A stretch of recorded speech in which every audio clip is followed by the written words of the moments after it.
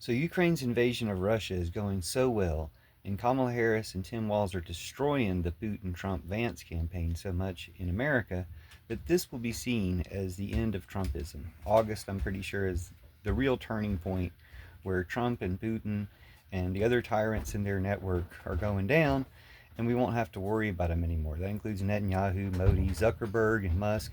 And the great thing about this is it's like a house of cards, and instead of just being knocked down in one place, multiple cards are getting taken out at once. So thanks to Kamala Harris and Tim Walz and the American people for their enthusiasm around destroying Trump in this election. And that's going to be great, but it also, I believe, is what gave the enthusiasm to Ukraine to do this invasion. Now, maybe that had to be planned for a long time and it was like a last-ditch effort or something, but it also makes me think that they can realize that they won't just be abandoned in November or by January, whenever Trump cooed. If he successfully cooed again, then they wouldn't be abandoned at that time. That they would have support and would be able to support such an invasion. But their invasion, as I've heard, has taken more territory in Russia in 3 days, 3 or 4 days, than Russia took of Ukraine in 2 or more years, 8 years, however long it's been since they annexed Crimea.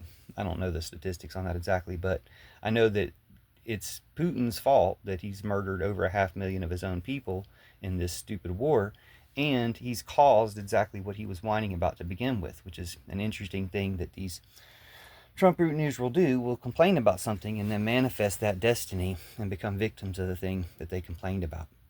But the only thing he's really accomplished is giving Ukraine a justifiable reason to invade Russia, which they're not trying to take the territory and keep it, probably trying to take it to bargain it with them. But if they succeed in marching to Moscow and taking Putin and being done with this, then good. That he gets what he gets, and that's what he deserves. If his other leadership overthrows him for his terrible decisions and being a murderous maniac, then good too. Either way, this can happen, and it's going to have good repercussions on Gaza as well, because it'll show that you can replace a genocidal tyrant and you can go in a different direction, and it'll show what the support of the world is, which is another good thing about the Harris-Walz campaign, that she can present a different side to Netanyahu or Gaza to change that. And because the people have taken this campaign, like they may have still been trying to go for a squeaker and keep it tight to raise more money or whatever, to keep the threat of Trump alive or to make his second coup more successful.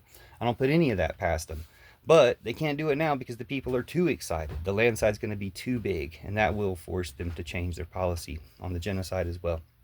So altogether, I think this is really a great development, but mostly for that side, the pillow revolution, what we can do from bed, what we can do with peace and love, just to support good things to end bad things. If a war is necessary because Putin keeps starting this and other wars through his other puppets, then it's good that he's going to lose it, and it's good that they've taken that much territory. I do think there's a lot of connections there, not just between being emboldened, but for all I know, Biden was restraining the support for Ukraine to keep it a stalemate, to keep pouring money into it, or for Putin to restrain people opposing Hamas, opposing Israel, like the Iran softball missile strike that was possibly restrained by Putin. But now Putin can just lose, and his puppets can just lose, and that includes Netanyahu and Trump.